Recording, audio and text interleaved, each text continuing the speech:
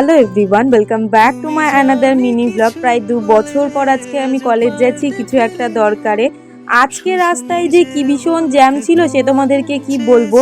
আর এই ম্যাডামকে আমি 1 ঘন্টা দাঁড় করিয়ে রেখেছিলাম এই রোদের মধ্যে। ভাবো একবার, মানে সারা জীবন বোধহয় আমি এরকম লেটুস মার্কাই থাকবো। বেরোনোর সময় ভেবেই বেরিয়েছিলাম যে আজ সমস্ত কাজগুলো কমপ্লিট করে আসবো। ফার্স্টেই চলে গেছিলাম ব্যাংকে, কারণ ব্যাংকে বেশ দরকারি কাজ ছিল। ব্যাংকের কাজ কমপ্লিট হওয়ার পর স্ট্রেট চলে গেছিলাম কলেজে। কতদিন পর কলেজটাকে দেখছি জানো তো, মানে একটু চেঞ্জ মনে হচ্ছিল। কলেজের কাজ কমপ্লিট হওয়ার পর চলে গেছিলাম চাউমিন খেতে।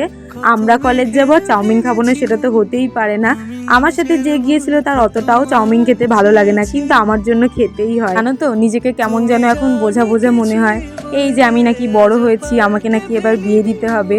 তাই ঠাম্মা 1 লাখ টাকা মতো তুলে আনতে বলেছিল কিছু একটা বানানোর জন্য, কারণ সোনার দাম যে হারে দিনে দিনে বেড়ে যাচ্ছে।